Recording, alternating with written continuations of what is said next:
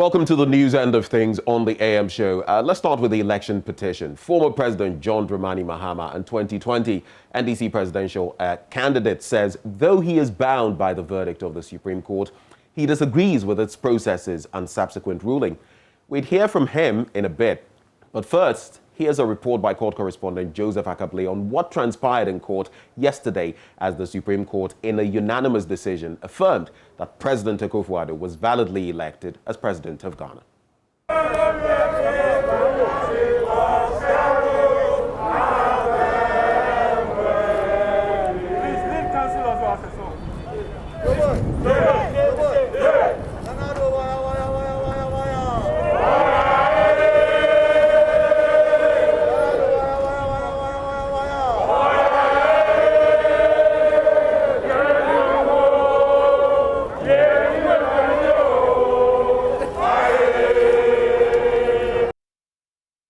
The reaction of lawyers for President Akufo-Addo shortly after the Supreme Court, in a unanimous decision, ruled in their favor, dismissing the petition filed by John Mahama. The Apex Court, in its decision, read by Chief Justice Kwesi Yeboah, analyzed the evidence and concluded that two of the witnesses, the evidence were not relevant to the determination of the issues, and so also proceeded to state that the evidence provided by the petitioner failed to prove that none of the candidates who contested the 2020 polls won the election.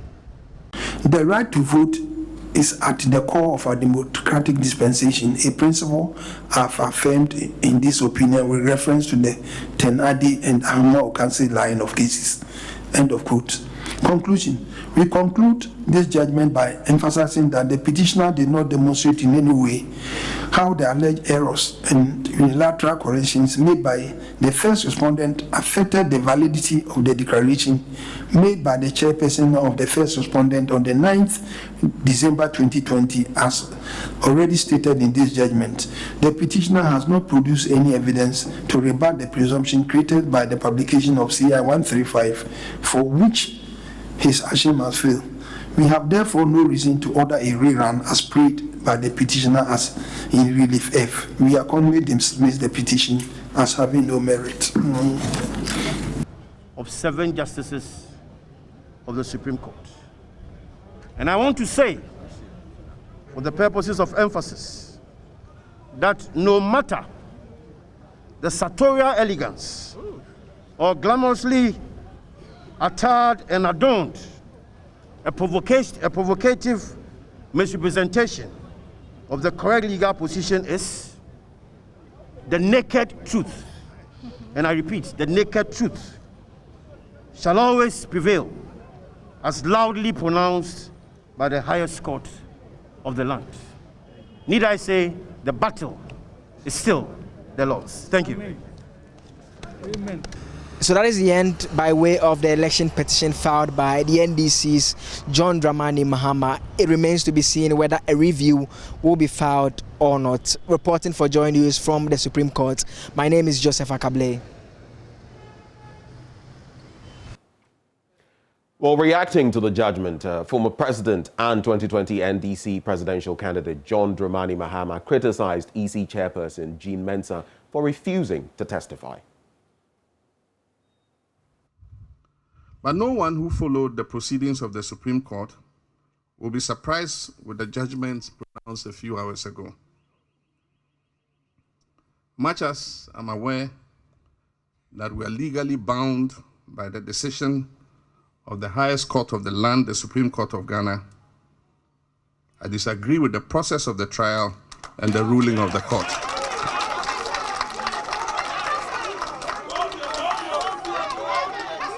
Ghanaians were hoping to hear her testify, and many are still baffled by the refusal of Mrs. Jean Mensah to be held to account by testifying in this case, unfortunately with the unanimous agreement of the justices of the Supreme Court.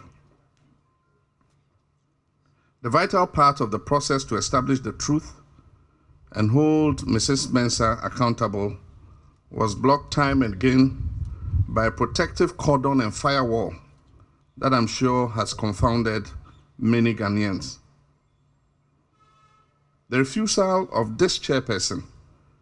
is in sharp contrast to the readiness with which Dr. Kwadwo Afarijan, then chairman of the Electoral Commission, willingly testified in the 2013 election petition filed by then candidate Nana Akufo-Addo of the NPP.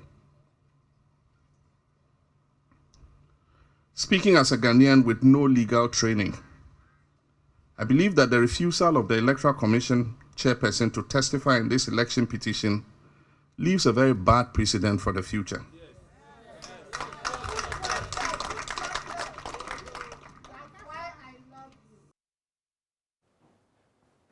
Well, Mr. Mahama also said the deliberate exclusion of SAL constituents from the parliamentary election constitutes gerrymandering and the gravest abuse of power which influenced the outcome of the elections.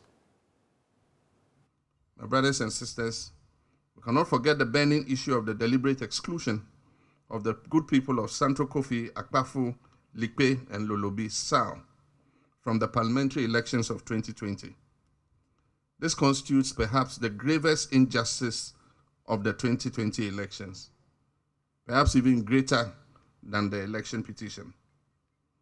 It can easily fit into the worst forms of electoral trickery ever witnessed in our nation's history.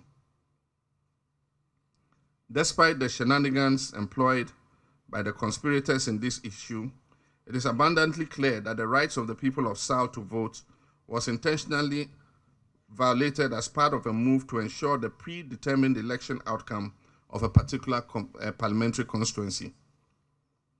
This represents unparalleled abuse of power by both the government and its handmaiden, the Electoral Commission, to influence the outcome of the parliamentary election in that constituency. It is even more staggering that no one has stepped forward to take responsibility for this unjustifiable action, nor indicated any clear remedy for the harm that has been caused the good people of SAL.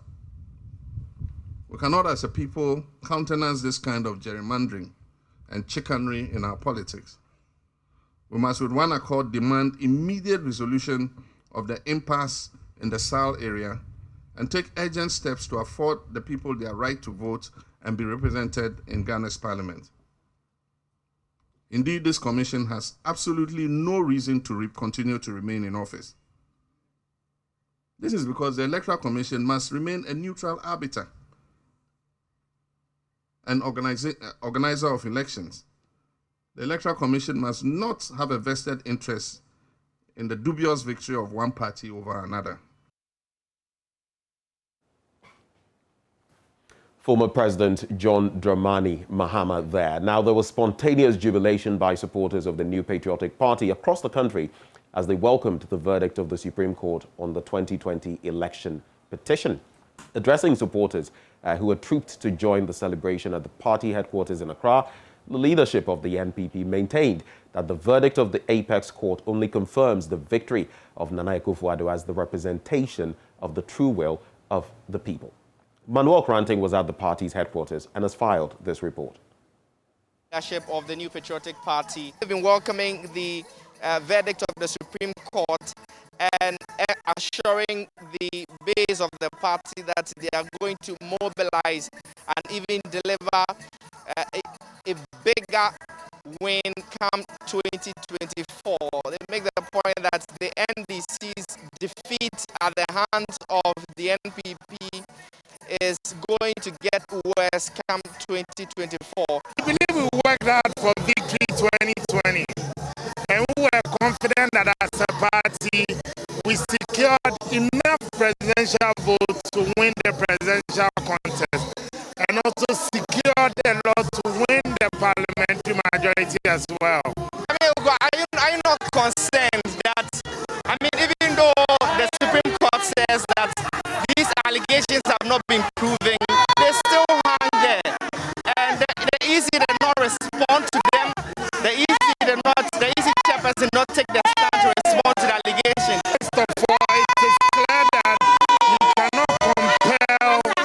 you cannot compel a witness into the box.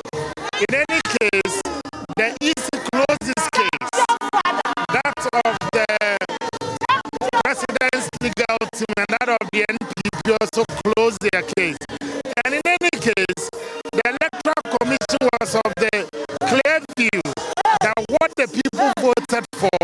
what they declared. And Our apologies for the poor quality, actually, of that sound in the video. On now to the next story. And some districts in the Ashanti region are recording oversubscription of the COVID-19 vaccines. Health officials say many people who do not fall within categories targeted for the first phase are flooding vaccination centers to get a jab. 150,000 AstraZeneca vaccines were received by the region for vaccination in Greater Kumasi and parts of Obuasi. Nanaya Ojima visited some centers and files this report. Persons above 60 years, others with underlying conditions, and staff of health centers take turns to get vaccinated as the exercise entered day 3. 112 teams are stationed in different health facilities and other institutions to undertake the vaccination. The Efija Kwabre South District has already recorded oversubscription of the AstraZeneca vaccines. At least 200 persons have tested positive for COVID-19, with some still receiving treatment. At the district, 25 centers are selected for the administration of 5,500 doses, which are far below the population. District Chief Executive Christian Edupoku says the assembly, after the launch of the vaccination exercise, have received several requests from communities. We set the pace to let the public know that there is nothing untoward about taking the vaccination. And I think it has sunk well into the community. And now people have been calling, asking where can they get access to the vaccination centers. And like you rightly said, because we did it here at the health center, the health directorate is here. We thought it wise to locate one of the centers here. Then all the health centers within Efija Kwabre South have also been given the opportunity to exercise the vaccination. Then even private health facilities have also been given the opportunity to also execute the vaccination. So all well and good. Things are going on well. The Askwari-Mampong Health Directorate received 17,500 doses of the vaccines. All 12 vaccination centers continue to record high numbers. Reverend Solomon Anum Doku is Municipal Director of Health Services. It seems that many people who are not falling within this category have even come to vaccinate. And because of that, we screen and then we ask those people who are not falling under the category to fall out so that we are not vaccinating them now. Because until we finish, if there are vaccines around and we are asked to extend to them, we will definitely do that. The first phase of the vaccination exercise is reaching 5% of the total population of Ashanti region. For Joy News, Nanaya Ojima reporting. Now, a new PCR machine has been installed at the Cape Coast Metropolitan Hospital in the Central Region to help test and issue COVID-19 test results quickly. Director General of the Ghana Health Service, Dr. Patrick Kumar-Boaje, says this will help eliminate delays associated with the testing and issuing of test results. The PCR machine, which costs $120, is the first in the Central Region. Richard Kwejunyako was there and has come through with this report. So we are here at the Cape Coast Metropolitan Hospital, and this is the first PCR machine that has been brought here. According to the Director General of the Ghana Health Service, this is a step in the right direction to help test people that are affected by COVID faster and to enable them get their results very quickly in order for certain decisions to be made. I think at the beginning of the COVID, we had challenges with the delay in testing with a large backlog. And so one of the efforts was to scale up and expand the access to tests. We brought in the private, we expanded a few more labs, public sector labs, Tamale, Bolga, with and other machines to ensure that we are able to test quickly and isolate. Cape Coast still remain a big challenge because apart from the gene expert machine at the Metro, we do not have any PCR machine that was doing that. And so when NALEX offered to support us, we said that, well, Metro provides the best environment, not only because you don't have, but also we have a lot of schools here, with schools reopened. We have as a tourist attraction. We want to make sure that anybody who's coming here will know that should there be any problem, not only can they be treated, but they cannot be made diagnosis, and that's why we made the effort.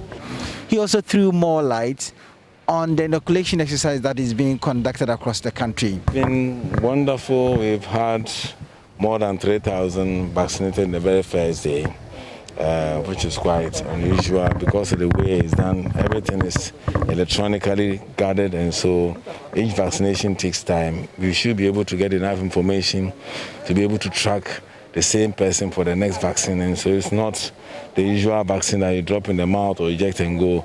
This has to be very elaborate, and we know that globally there may be some requirement to show proof of vaccination, and so we're taking all that into consideration. The Central Regional Director of Health Services, Dr. Akosua Sapon, has been explaining the breakthrough this PCR machine will do for the people in the region in terms of the COVID-related issues. Yes, it raises that challenge, Within a short time, people can get their results, and then we can start managing, we can start isolating. So it is a very good thing for Central Region to get. We have other tests, but PCR is the first in the region. So from the Cape Coast Metropolitan Hospital, my name is Richard Kwejunyako for Joy News. Richard Kwejunyako there with that report. And that is how we wrap it up on the AM News this morning. Stay tuned. We bring you the news review shortly.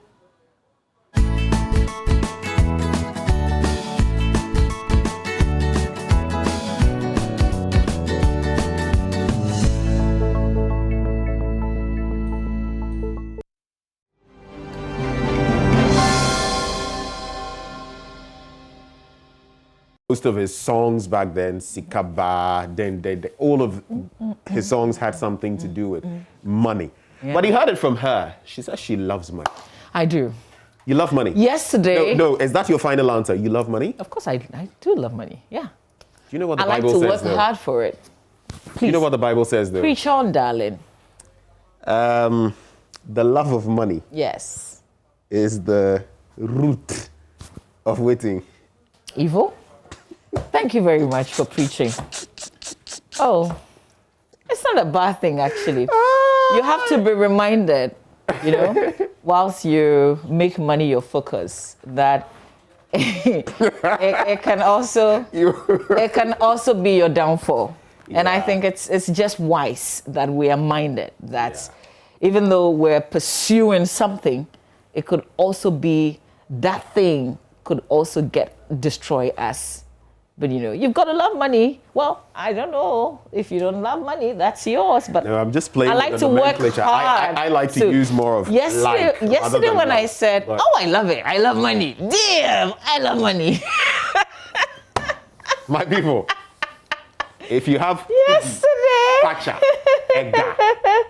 which other languages cry? Dinero, l'argent. Money. In fact, the German version, Okay, yesterday when I said I would love to live in was it forests? I said yes. Somebody sent because Joseph Opoku Gapo sent me the screenshots. The person says, I love you. I love to live with you in the forest. So thank you for choosing to live with me in the forest, but we have to have a lot of money to live like that, Yeah, forest living, be joke. It's like trying to eat healthy. If you try it for a long time, you realize it. Yeah, you'll be broken. But don't be lazy. Let's go out there and work for money, y'all. Well, we all need money. It makes a whole lot of difference. Think about it. Everything is money. Everything is cash. Are you sure? Yeah, man. Can money buy you love? Oh, yeah. Seriously? Money can buy you love. Money can buy you beauty. It's in the store. Don't you hear them say that? But is it really? Well, when you go and you wash the makeup off, then you will tell us if it is. Beauty is skin deep. That's another one. And it also reminds me of that TLC song from way back. I've just forgotten the Thibaut's Left Eye Chili. Remember that group? Which one is beautiful. that? I think the song is beautiful. Drop Mr. a line, Producer, drop a line. Derek Ekwasam, Drop please a line, check out man. TLC, Thibaut's Left Eye Chili from way back. In fact, Left Eye died some years ago. You know, after Aliyah, she also... Oh, it was, they had the song. I think it was So titled drop a line there. I just can't. But it talks about some of these things. Oh, yeah. Girl, you're beautiful. Something like that. Are you singing to me? Girl, you're beautiful. Are you singing? Oh, yeah, you are beautiful. Oh, you never knew? You want me to do it on live television? No. Keep it. Mama keep your comments. Mama V will swap. But you see, I just have to restrain myself because someone else is watching. Charlie. Oh, listen, we're just happy to be alive. Happy that today is Friday, the 5th of March, which also tells you that tomorrow is the 6th of March. It's Independence Day. Yesterday, the court settled the issue with the petition, the validity of the 2020 presidential elections. I think it was done to coincide with the Independence Day. You know, so we can get that part out of our crosshairs before Independence Day. Yeah. I don't think it's a bad thing. Yeah. And we've heard from the former president, Mahama, as well. So looks like it's all settled. Yeah. Because some were wondering whether, you know, the petitioner would push for any further, you know, moves, even going back to the apex court. And at least for now, we know this matter has been laid to rest. You know, we're done. We can move forward. Yes. Okay, let's look at what's in the papers, but basically what we've been saying. So if you look at the Ghanaian Times newspaper on the front page, Akufo-Addo, duly elected president, Supreme Court affirms as it unanimously throws out Mahama's challenge. And that is a response from the former president. He says he disagrees with the Supreme Court judgment, but NDC is bound by it. I think I just quoting from his message yesterday, we're bound by the decision, but I disagree with the process in the decision by the Supreme Court. Also ongoing nationwide vaccination exercise. We're ready to handle medical waste at all centers. Zoom Park assures they've got a special supplement on independence in the center spread of the paper. Ghana at 64, the opportune time to uproot youth unemployment. The only problem is that, you know, we say some of these things. I don't know if it's the things that we say when it comes to our personal lives. You know, you tell yourself, oh, when I'm 30, I'll do this. When I'm 50, I'll do this. I guess it's the same thing that is happening to our country. When I'm 60, because I remember 4 years ago, the conversation was, if Ghana was retiring, let's just say Ghana was going on pension, what could Ghana boast of? Could Ghana survive without aid and all those things? And Ghana is 64, going to be 64 tomorrow. And actually, if we were a human being, we would have pensioned off. Oh, yeah, I know, but it's just... So you look at our current state and you wonder whether, you know, sometimes you see people who have pensioned off and how they are living. You would ask yourself, how would a Ghana as a human being be living? Yeah. So here we are asking ourselves the same kind of questions, same wishes, really. Ghana 64. But this is a piece written by Claude Nyako Adams. You can read it. It's in the center spread of the paper. I haven't touched on it yet, but it says the opportune time to uproot youth unemployment. Let's go to page 3 in the Ghanaian Times. Woman allegedly murdered in hotel room at Koko Mlimli. The Accra Regional Police Command has mounted a search for a male suspect in connection with the alleged murder of a woman in the hotel room at Koko Mlimli in Accra. The deceased, believed to be in her 30s and yet to be identified, was found dead with wounds on her body in the hotel room. So this is DSP Afia Tenge speaking to the Ghanaian Times and confirming this story. She said on Wednesday at about 3:30 p.m., a worker of the hotel reported to the police that a man who rented a room on March 1st this year, received a female visitor. The complainant told the police that the client left the room on March 2nd and did not return. On March 3rd, when workers of the hotel opened the room to a new client, they saw the female visitor motionless on the bed. When the police proceeded to the scene, they saw the woman with her clothes on. The woman's body was with wounds suspected to have been inflicted with a sharp implement. When the police carried out the search in the hotel room, they did not find any sharp objects and there was no form of identification of the deceased. So they're still investigating this matter. Ooh, this is just 2nd and 3rd of March. And this happened just around us here in Kokomlemle. Remember the fake policeman? No, this is actually another fake policeman. The first one was the pastor. One, yes. Was the pastor. Now this is a 26-year-old. I think sometimes we ought to clarify this. The self-acclaimed pastor. Okay. But sometimes the way we put it, a pastor shouldn't be doing those things. Self-acclaimed pastor. Or no, say.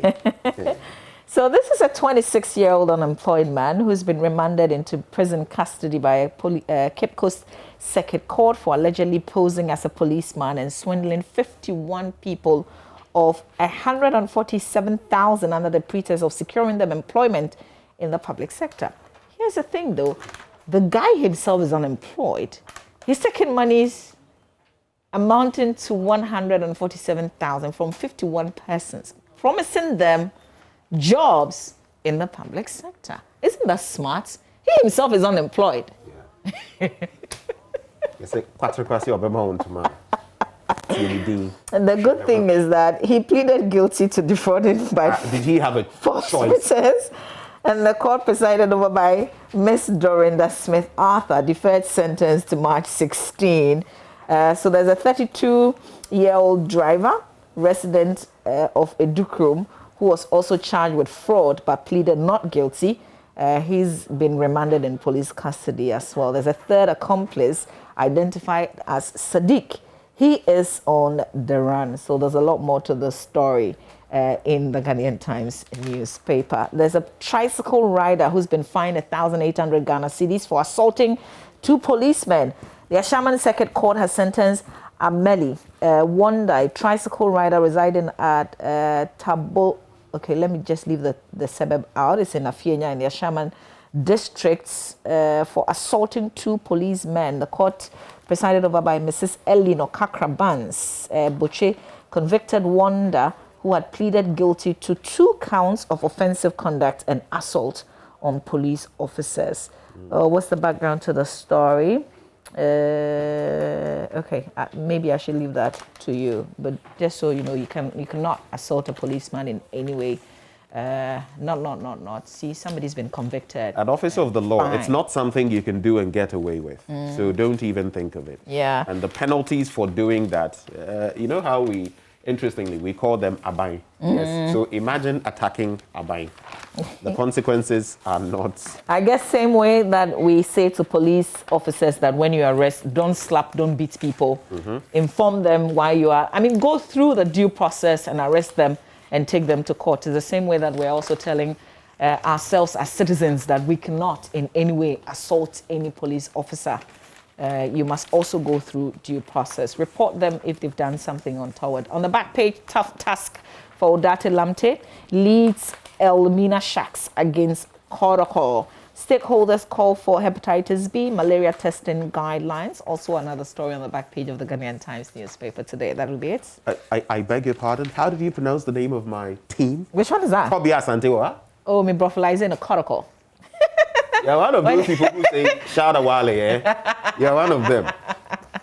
Please, it is Kumasi, Kobia Kumasi. But if I say Koroko, shouldn't you be excited? What is Koroko? Shit. Kotoko, I'll say. Anyway, we pardon you. We pardon you for your sins this morning against. But I before I proceed, I know you were chasing a Hearts of Oak jersey. Why are you interested in that? I actually forgot. Because no, you said Friday. Yeah, but I didn't. I didn't follow up. This is what happens to the Karela fans who claim to be Hearts fans. Daily Graphic, Akufo-Addo affirmed President. Supreme Court says petition is without merit. Of course, we know John Dramani Mahama disagreed with that decision. That's on page 20 of the Daily Graphic. Parliament okays 13 ministers. There are many stories. I'll just take little bites of them. But there is this one. It's an ad, actually. The National Women's Summit coming up. The only reason I'm bringing it up, our very own Edem Knight Tay, programs manager, Joy FM and host of Home Affairs, is also on the bill. So she's moderating the session, isn't she? Yes. She's one of the speakers. Panel discussion, choose to challenge. Edem, congratulations to you, and keep rising and keep influencing. I'm excited ahead of the 8th because there's a lot to talk about in women's matters. You know, this year's International Women's Day, the caption or the theme, women in leadership, and especially how relevant women are in our fight against COVID-19. So, you know, yesterday one of the justices, after the decision was delivered, asked why didn't have women in, leading the teams, even though there were women involved in terms of the larger team, but frontline. And yeah.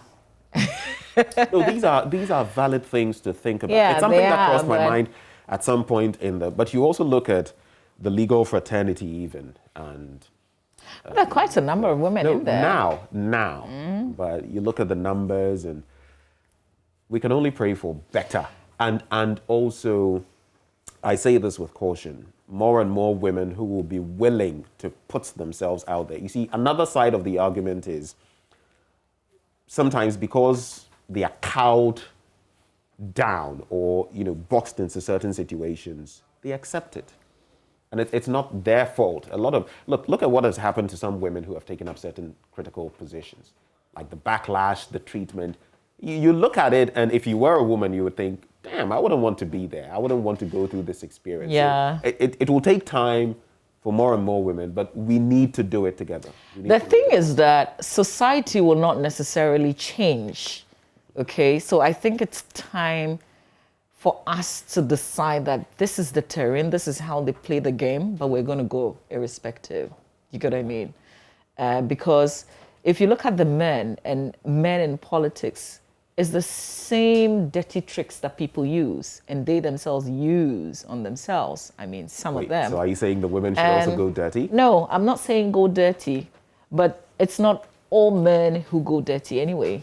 So just same way that some people have been able to do it, be able to do it. We've criticized, and we ourselves, sometimes when men do certain things, we won't criticize them the way that we will criticize a woman who does exactly. No, it is true. And that's just the way the society is. Look, see how hard we came on. Let's be very onto ESLA. What happened with our national security? What's his name? Albert Kandapar. I mean, we all know the backstory. Imagine if it were a woman. No, let's be fair. Imagine if it were a woman who had been caught doing that, a married woman doing that with someone else. Honestly, how would we have reacted as a country? So I'm saying that the court of public opinion would have diced and spliced. But here we are. So maybe we should change the conversation a bit and say that, listen, if they do this to us, we will come together and not mind them. You get what I mean? But that would take a lot. It will take time. Well, as our Supreme Court was delivering its ruling or its judgment with regard to the election petition, guess what? In Chad, the Supreme Court was clearing President Idriss Déby, who has been in power for 30 years, to seek a 6th term in office. He was changing the He's been in power for 3 decades. Like that one there is not a problem. For another. No, here's the thing. We know. Is there an illegality there? Was he changing something? No. I just want to go. Mama, do you need to ask? No. If per their books you can, then we can't talk about. We can talk about the mere fact that this thing has gone to the Supreme Court tells you there's a problem. So that's why I'm saying that, and I haven't read the story. I'm saying that is he trying to change the constitution so he can stay on again? Obviously. If that's the problem, then that's the problem. But if per their own constitution or their own laws, he can do 30 years. Who am I? But you see, look, there are a number of leaders on this continent who have done 30 years plus. Look at their countries. Yeah, but and put that side by side with, let's say, a Singapore, Lee Kuan Yew. He was also in there for about 30 years. He moved his country from third world to first world. The transformation was amazing. They were kind of like what Ghana was at the time. All these Asian tigers, we've had opportunities. Yes, they with their leaders have become what? The tigers. Africa, our leaders who have done 30 plus, 20 years and the rest. What have they delivered? Give me a first paragraph or two. Let me understand this Chad situation. Chad Supreme Court has cleared President Idris Deby, who has been in power for 30 years, to seek a 6th term in office in the 11th April presidential election. He faces 9 other candidates. Okay, so... When you said he's been cleared... Yes, So they've given him the green light to go for a 6th term. That's legal, isn't it? That's what the Supreme Court has done. So what are we saying, Ben? So do you know what I mean? He's been doing a number of things, but let me just get to the thrust. But we said yesterday, our Supreme Court spoke, right? So their Supreme President Court Deby also came spoke. to power in a military coup in 1990 and is serving his 5th term in office. He is a strong ally of the West and the climate of insecurity. You see, I've actually followed some of the backstory to this. And, of course, the fact that he came through to power through the barrel of the gun, then, of course, subsequent moves to give him de jure leadership, not just de facto leadership. And going for a 5th term, this is not what their constitution supports or validates. Yeah, but he's been cleared by the Supreme Court, isn't it? We could say same for the Ivory Coast. No, I'm just saying that if the people... But that's not what their constitution... So if the people disagree, then they should go through the necessary processes to change it. I know where you're coming from. Oh. You have the person in power and he is doing everything possible to... I'm just taking the position of what their law says. I see what you're saying, Pe. I see, Pa. Anyway, let me wrap up. Germany approves AstraZeneca vaccine for over 65s. You know, Emmanuel Macron and France recently did that. And now we have Germany also doing that. When you go to the middle spread of the paper, beautiful picture there. I just wanted to highlight this. You see the smock. Can we do the middle spread of the paper? So the smock and then the towel. But someone tell me, and we're in Ghana month, so I'm interested. What's it with the towel they usually, put on their left side? You see Rawlings in there with the towel. You see John Mahama in there with the towel, of course. Maybe our friends from the north can help us. Maybe it's a tradition. Yeah. It's not common though, is it? Oh, they do it. The chiefs and all of that, they do it. And that famous one with Nana Addo Dankwa Akufo-Addo in there, was that yellow? And the boots. Charlie? This had to do with Dagbon, right? Yes. Yeah. Yes. Famous picture. All right, so that's it for the Daily Graphic newspaper. All right, let's do the Daily Guide real quick. Front page, 13 ministers approved after night drama. Domolovo proceeds on retirement. It's over. Nana victory stands. Mahama bounced. Rojo Pesawhite, fanciful witnesses. That's the description that the court gave to the accounts that they gave. Fanciful tale, they say. If you look at the... Oh, no, you have another paper. I was just going to jump into Republic Press. No, go ahead. All right, Republic Press also leads with the 2 witnesses, Pesawhite and Rojo Metelmono, says Mahama hails fanciful too. There must be trust between Electoral Commission and citizens, according to Professor Jampo. Sami Jamfi dissents on Bagbing and 2 other NDC leaders. Muntaka. And then yesterday I read, a piece from the communications director in the Aswasi constituency. Then falsification of COVID-19 tests, insults on True, according to Noguchi. So I agree with Sami Jamfi on one thing, though. When he says we don't have an NDC speaker, I agree with him. We have a Speaker of Parliament. We don't have an MPP Speaker of Parliament or an NDC Speaker of Parliament. I think he's saying that out of what we've seen, the reality of what we've seen. And I think it is important that Alban Sumana Bagbin actually be a speaker rather than an NDC speaker Absolutely. or an MPP speaker. That's However, I agree with you on that. I would also say that in being neutral, he shouldn't be influenced. I don't know whether you get what I mean. Yeah, because I get you. The other side would also try to. Now, where he finds himself, there is his party, and he's had his problems with his own party, and there is the other side, which would also try to influence him. Towing that fine line and being a speaker rather than trying to, oh, I am here, but I'm trying to play something is important. From what I have witnessed from the sessions, he's been a speaker, a national speaker. That's what I can say. But there's something that we didn't learn, and I think maybe the other side, as in the NDC, didn't learn from the events of the 6th towards the 7th, the election of a speaker. What did we see the NPP do? Some voted for the NDC's choice, isn't it? Yes. Isn't it the same that has happened in this issue of the ministers? So it should tell us something. I mean, we keep saying that... Are our members of parliament becoming more... What would be the word? And not necessarily towing the party line, but deciding for themselves. Shouldn't we be applauding them for that instead as a nation? Okay, so when we're building the nation, we're not building it as NDC, NPP. And when they take independent decisions, shouldn't we understand their reasoning? But like the way when the court gives a decision. And I can't mention anything, but you get the impression that they feel betrayed or these people are traitors because they feel maybe they have been compromised with certain... If you've got proof of it, bring it out. Let's discuss it. And that if is you what, don't, if you don't lead us into any kind of... I guess, I mean, to look at it critically as well, these are elite members of the party. You're talking about the speaker, and antagonizing him could have consequences for them in the august House of Parliament. You're talking about the minority leader. You are talking about the chief whip. Would you really want to go down that road? You know, and I think we should also distinguish something, okay? Haruna Muntaka has been fantastic with his questioning on the appointments committee. It is not every kind of questioning or expose that should lead to a disqualification of someone. Or, I mean, he can ask the question and bring the issues out, but the rest of the people must take a decision. Their decision shouldn't be his responsibility. You get what I mean? You can whip your members in line, but they can decide to go the way they want to do. It's their conscience in the end. So I think it's absolutely wrong that we will be focusing on this matter the way that Sami is leading us into.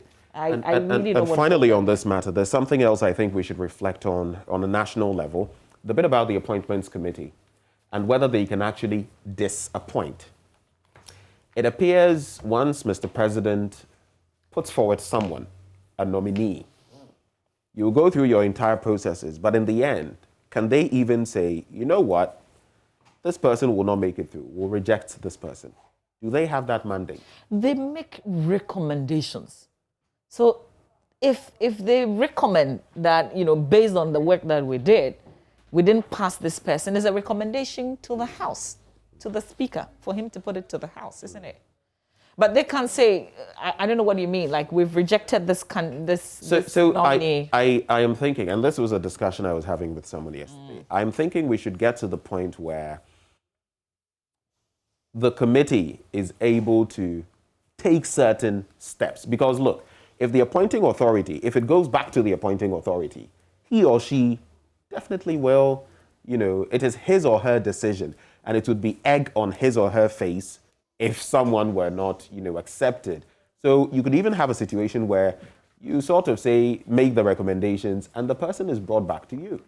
So I'm just saying that we ought to look at this a bit more in terms of, I mean, in the past, it's always been, okay, the majority side will have its way anyway. Now we have a fine opportunity with a very marginal lead when it comes to the majority caucus in Parliament. What are we going to do with that? How do we address some of these fine issues? I'll throw it back to the General House, as in all the 275, and ask them if they're proud of the approvals that they've given in terms of the votes and what it is that this nominee said that convinces them that the person can do the job, the reason they voted for them.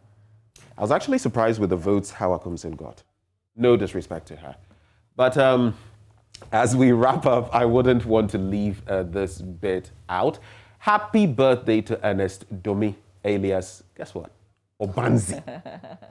God bless and favor you. And that is from Beryl Ernestina Reshta, our colleague right here. So Obanzi, have a wonderful day.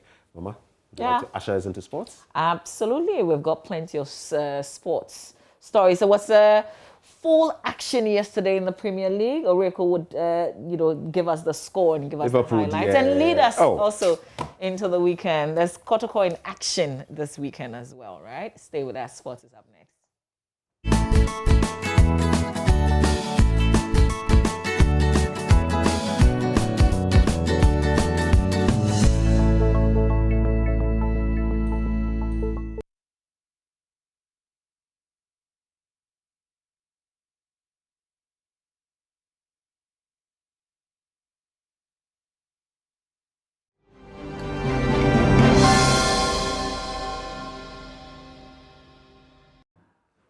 Hi, good morning and welcome to the sports with me, Oreko. Before we we're starting off with some very interesting news, but also remember there's some big stories coming in from yesterday that has to do with Liverpool. Now, at the moment, they do seem to struggle to find a winner. We'll be checking out highlights of that as well. But then we do start off with the president, Nana Addo Dankwa Akufo-Addo, who has said that Ghana would not renege on its commitment to organizing the Success African Games in 2023. Now, the president told the local organizing committee for the Games and the Minister of Youth and Sports when they paid a courtesy call on the president. The committee was inaugurated in October 2020 to organize the 2023 Africa Games with the appointment of a new Minister of Youth and Sports. Chairman of the committee, Dr. Ofosu Asare, and his team paid a courtesy call on the president of the country, Nana Addo Dankwa Akufo-Addo. The president said organizing the Games is a national project and there is no way Ghana will renege its commitment to ensuring the organization of the Games is a success. We've committed ourselves to this project. There's no going back. And we can't work on it and we can't do a half-baked job. We've got to do a good job. So it's going to be difficult for you. I mean, you're a new minister and all of that. But you have to ride this very, very strongly and get us results. You will have the full backing of this office. This is a Ghana project.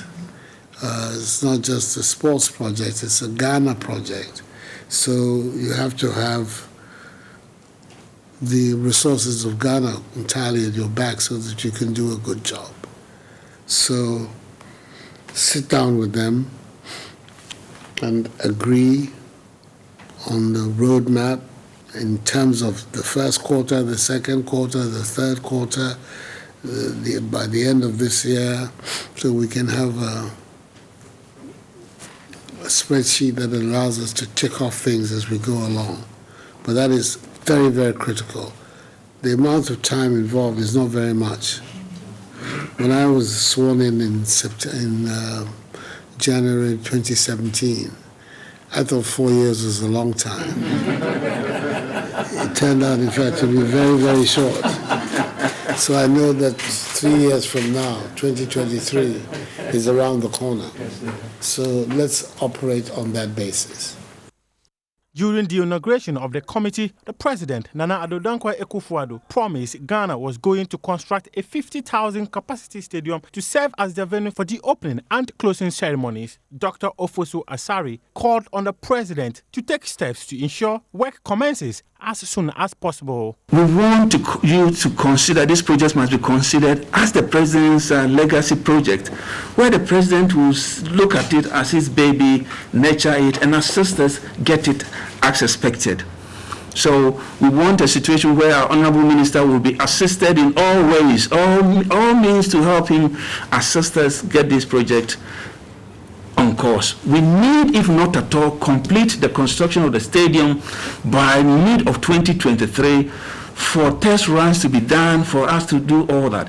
And in addition to that, Mr. President, let me also add, we can only have this project becoming sustainable if you open up the place and have proper road networks.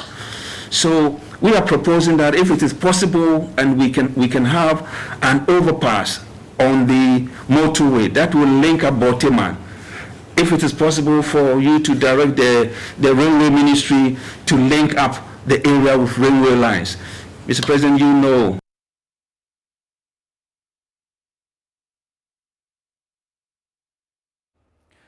Well, those are some of the propositions that do leave you excited, especially if you're interested in sports down here in Ghana. But that would be all the way in 2023. Let's still stay in Ghana, and if you've been following programming on Joy and also looking at what presenters have been wearing, you would notice that there has been an African and a Ghanaian feel, and that's because we are celebrating Ghana Month on Joy in the month of March. And, we try to, throw more light on the various cultures in Ghana and also visit our roots and throw more light on the cultural and then tourist attractions across Ghana as well. But we are focusing on the sporting angle of this, and I had the opportunity to sit with Legon City's new signing, Hans Kofi, as he also took us back to his cultural roots. I come from the western part of Ghana. A village called Dumping Pipisa in Takwa. That's where I come from. So, when was the last time you went back to your hometown? Oh, early last week I was there. Last week, I think the weekend I was there. I spent the weekend over there. So, it's a place you love to go? Yeah, I love to go. That's where my family is. My wife and kids are there, so I always pay them visit over there whenever I have the small chance. So growing up over there, how was it like? The feeling is great. Yeah, it's very great feeling when you are coming up with your friends and family members. But this job, whenever I let you be there, you go somewhere, you play, travel outside and stuff. So whenever I come down, the little chance I have out to be there, and I'm enjoying with my good friends. But back there in the Nzima land, you guys speak Nzima, right? Yeah, we speak a language called Pipisa. Pipisa? Pipisa. Okay, how different is that from the Nzima? It's similar to Nzima. When somebody is speaking Pipisa, you are Nzima, you will understand it, but some few words will miss. So it's almost like Gai and Kobo? Yes, something like that, yeah, something like that. Okay, so teach us something small in Pipisa that we can also say. Yeah, like, let's go in Pipisa, we say, Yeho. Yeho. So it's similar to Chi. Yeah, so okay. So let's say watch Joy News in Pipisa and let's see. Benia Joy News. Benia Joy News. Benia Joy News. And now if you want to do it through Bemaya Joy News, Bemaya share Joy News. Bemaya Joy News. Okay, so Bemaya Joy News. Yeah. And what are some of the foods that you eat there? Growing up, your favorite as well? In Ghana, in our village, fufu is. Fufu is the best meal, but eat fufu. You can eat it in the morning, the evening, and afternoon. And rice and pound soup is also local food over there. So which ones are your favorites? Yeah, I like fufu. Yeah, fufu and pound soup. Pound soup. Yeah. Did you like with meat or fish or anyone goes? The only thing the fufu is there. It's okay. Any soup. So do you still eat fufu like after you play? No. In this football career, I cannot always eat fufu. So once in a while. Yeah, but when I go home, like we have a long break, that one, I have to have fun to eat my fufu. That was Hans Kofi, and he recently joined Legon Cities from Ashanti Gold. He's scored 3 goals in his first 2 games, and he'd be looking to add to that tally this weekend when they face Techiman 11 Wonders. But it's a good time to look at the rest of the fixtures in the Ghana Premier League for match day 17. Which marks a significant part of the season because it means that we've now finished with the first round, and it begins today as Inter Allies host Hans Kofi's former side, Ashanti Gold. Asante Kotoko would also look to return to winning ways after that draw against Artefolk when they travel to face Elmina Sharks. On Saturday, Kankarela extend their lead at the top when they face Ediana Stars, who are also in and around the top, and then King Faisal play Liberty Professionals. And then we have some big games on Sunday as well, where Mediama travel to face Brekum Chelsea. Hartefolk would also look to return to winning ways against Wafa. And it will be the first game for Samuel Boedu, who joined the club earlier this week. Bechem United would be at home against Ebusia Dwarfs. And as I said, Hans Kofi's Legon Cities travel to face 11 Wonders. Dreams FC, they've been incredible at home this season, especially under their new coach. And up next would be a tricky tie against Accra Great Olympics, who currently sits second in the table.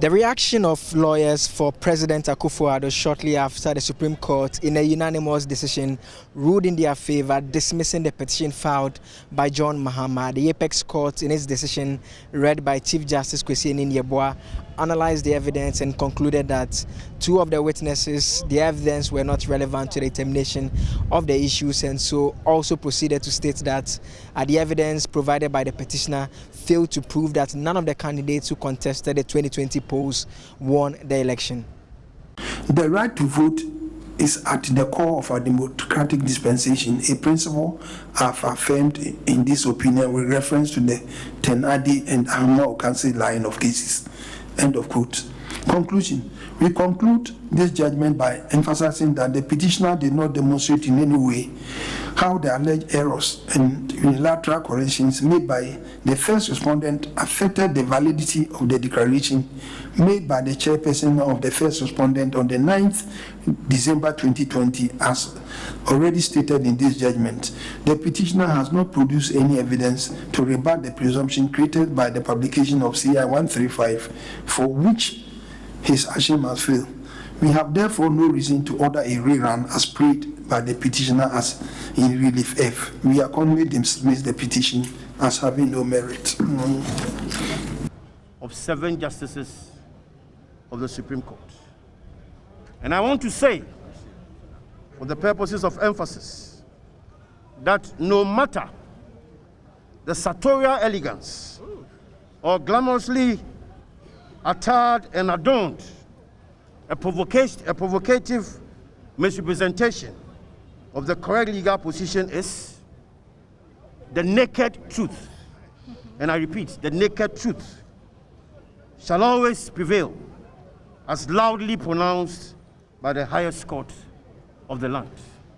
Need I say, the battle is still the Lord's. Thank you. Amen. So that is the end by way of the election petition filed by the NDC's John Dramani Mahama. It remains to be seen whether a review will be filed or not. Reporting for Joy News from the Supreme Court, my name is Joseph Akable.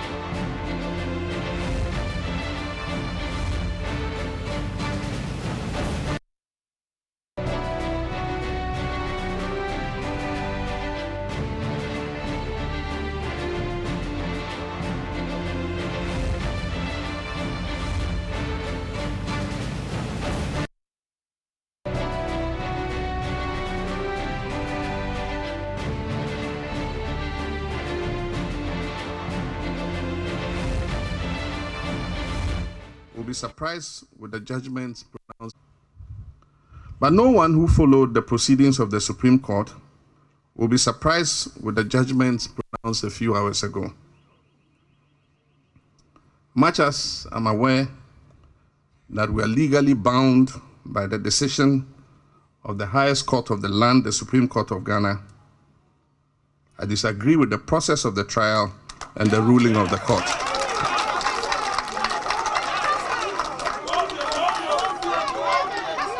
Ghanaians were hoping to hear her testify, and many are still baffled by the refusal of Mrs. Jean Mensah to be held to account by testifying in this case, unfortunately with the unanimous agreement of the justices of the Supreme Court. The vital part of the process to establish the truth and hold Mrs. Mensah accountable was blocked time and again by a protective cordon and firewall that I'm sure has confounded many Ghanaians. The refusal of this chairperson is in sharp contrast to the readiness with which Dr. Kwadwo Afarijan, then chairman of the Electoral Commission, willingly testified in the 2013 election petition filed by then candidate Nana Akufo-Addo of the MPP. Speaking as a Ghanaian with no legal training, I believe that the refusal of the Electoral Commission chairperson to testify in this election petition leaves a very bad precedent for the future.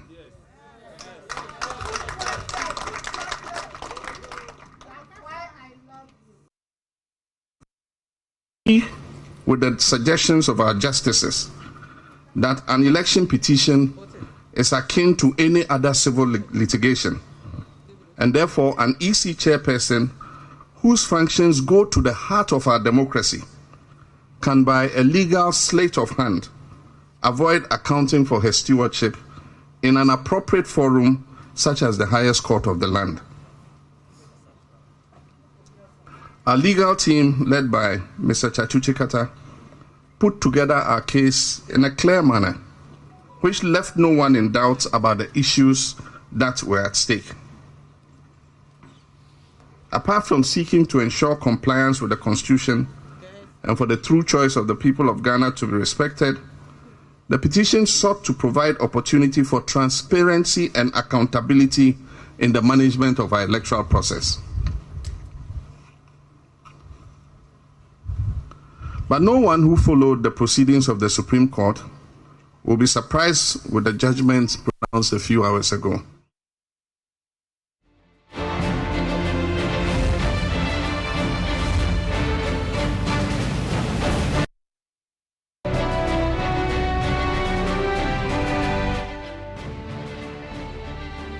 Well, yesterday, as you well know, the Supreme Court hearing the election petition 2020 filed by former President John Mahama made a decision, and that was dismissing that petition brought forward and essentially affirming President Akufo-Addo as the president of Ghana. After that, and we've just played back what former President Mahama had to say. He said that as a decision, they are bound by what the Supreme Court has decided, but he disagreed with the processes and the ruling as well. Let's have a conversation in terms of how we intend forging ahead after the 2020 election petition. Most Reverend Dr. Paul K. Boafo is chairman of the Christian Council of Ghana. He joins us for a conversation. Good morning to you, sir. Also joining is George Amo, Executive Secretary of the National Peace Council. We will also be joined by Professor Kwabena Safo Kantanka, Senior Research Fellow with Odikro, who's joining us via phone. Gentlemen, a very good morning to you. Thank you so much for joining us. Thank you. Good morning. Great. Dr. Boafo, the Christian Council you put out a write-up. Are you still praying? You declared, I think, 3 days of prayers for the nation. Are you still praying, or that's ended?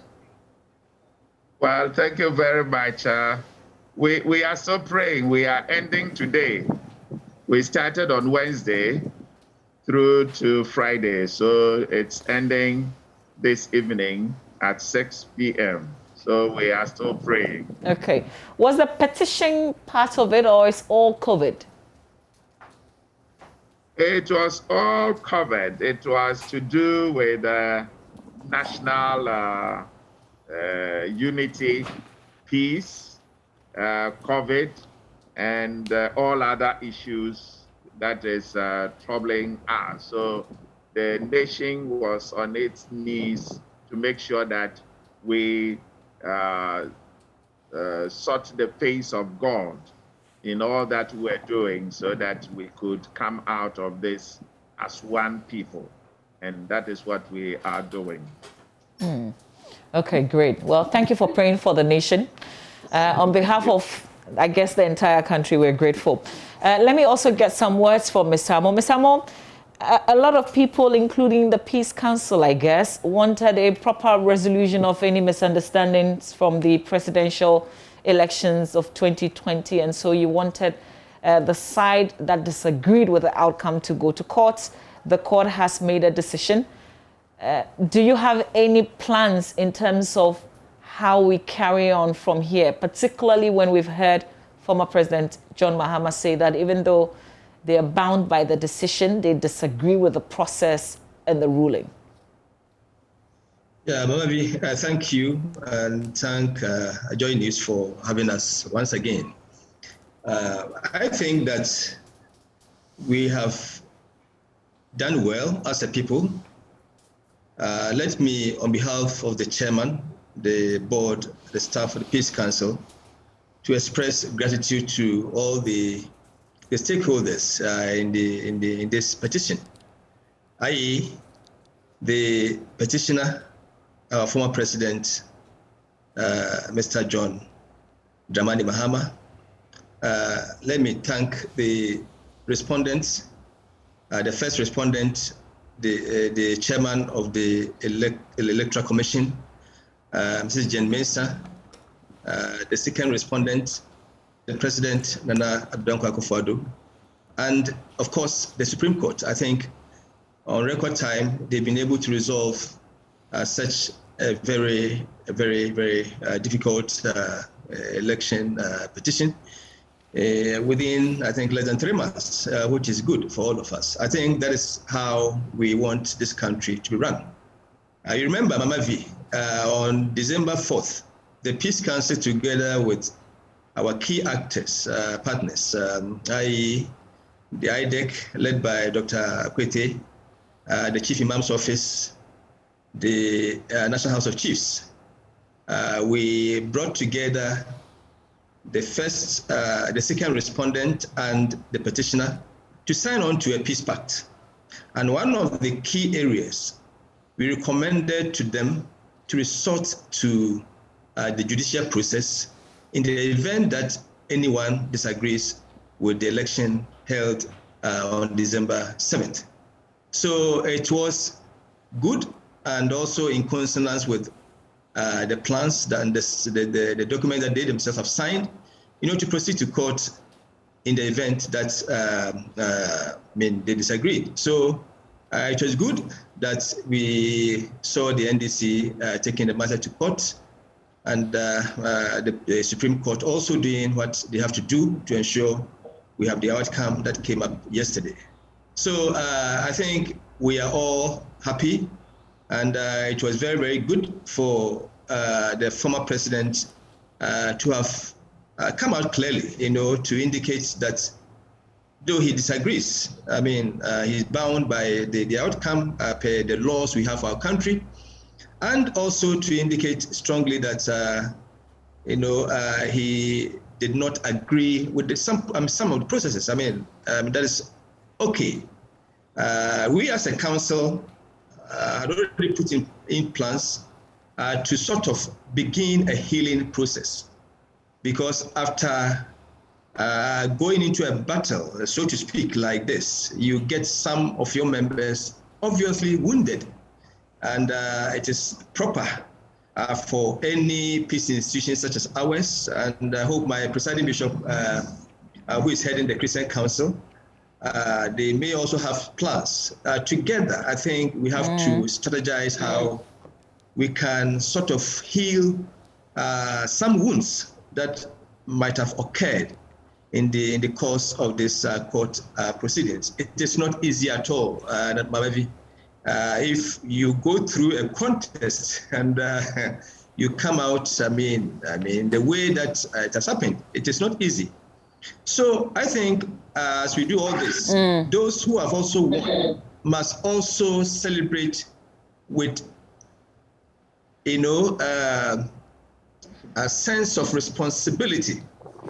And I think yesterday I didn't see too much. I slept early though, but we have to celebrate this with the sobriety, with humility, of course, so that we assure those who did not win that we have a country to run.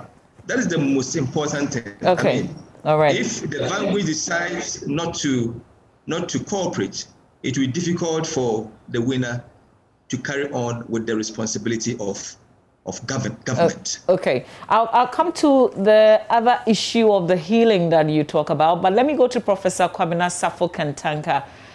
Prof, are there any wounds to heal? I mean, hasn't the court decided? Do we have to do anything more? Thank you very much, Mama V, for the opportunity. I think that, if you are talking about healing wounds, that is appropriate anyway. But let's come from the background of the law as normally lawyers will say the law is an ass, that there's too much burden on the law. And that is to say that, there is no way that a lawyer will lose a case and will easily give up and say, yes, the decision was right. They will usually find excuses. But often when we go back to the point that every litigation must come to an end, then lawyers can always decide the next line of action, whether to pursue further or not. And so we do agree. And for me, we should be guided by the very principle that every litigation must come to an end. Mm-hmm. So when we were going to court, it was obvious that at the end of the day, one party will have its day and the other will lose the case. So here we are. The Supreme Court has decided. We should be guided by certain things. When you have a 7-0 decision, then it gives room, very little or no room for criticisms of the court. Remember, if you compare with the 2013 decision, it was 5-4. And therefore, what it meant was that even the judges didn't agree on several issues. But this time around, all the judges do agree on almost all the issues that were sent to the court. So if we are guided by this, then we know that, yes, the court has taken a decision that they think is in the interest of the state. So what do? The parties, the losing party, must agree that, and I'm happy that President Mahama said that, yes, he disagrees, but he goes by the decision. Of course, that is the best way to go. And so, for me, right now, as we speak, is a matter of going back and talking to the supporters, because usually there's always a common sense aspect of the law. When you sit back, you may think that, if you are thinking about things commonsensically, the case should have gone this way or that way. But you see, this is the law. And applying the law has several technicalities that those of us who are not lawyers will not understand.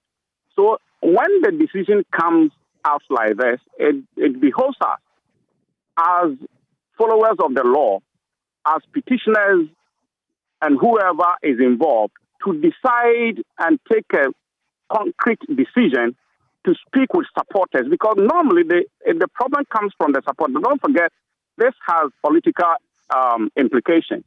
And therefore, the one who took the matter to the court is likely to think that, if I don't say anything, my supporters are likely to think that, I knew that I even had a wrong case and all that. But when the decision has come out, Let us speak with our supporters. Let us accept it and move on. Because, as I said, when it's a 7-0 decision, you can't even, when you even go for a review, you have almost a 99% chance of losing again. So there's no need. So for me, right now, what we have to do is to talk to our supporters. Everybody should calm down. Ghana first. We have to think about the life ahead of us. After all, just about 8 years ago, the same thing happened. We saw what happened. Nana Akufo-Addo leading the NPP expressed similar sentiments. Today, we are here. So we should think about the fact that there are more years ahead of us. There is more to this country than just this petition. So for me, it is a matter of accepting the decision of the court and moving on, and guided by the principle that every litigation must come to an end. So right now, all that we can do is to advise ourselves and advise the supporters for us to accept the decision and move on as a country. And I think, going around, if you monitor the atmosphere in Ghana, I think everything is quiet and we should not entertain any fears. And I think that is a sign of maturity that has come to us as a country. So for me, I don't think there's so much criticism about the decision, and therefore going forward is going to be very easy for us. Yes, Prof, just stay with me. I want to engage my other panelists on that on this, and I want to start with Most Reverend. Most Reverend, Prof, thinks that there should be a conversation to the supporters so they can appreciate this decision, and the fact that the atmosphere seems smooth. There isn't anything happening in terms of any disagreement or heavy criticisms of the decision delivered yesterday. But again, what kind of wounds are we healing, and what's the strategy, Most Reverend? Thank you very much. We believe that since they went to court and the ruling is out, the former president is saying that he is bound by the laws and the ruling, but he does not disagree.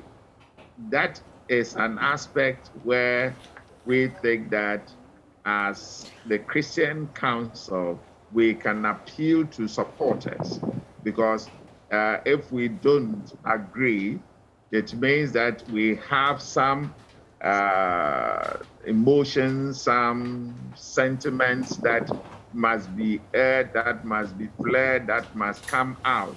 But how do we control these things? How do we do it?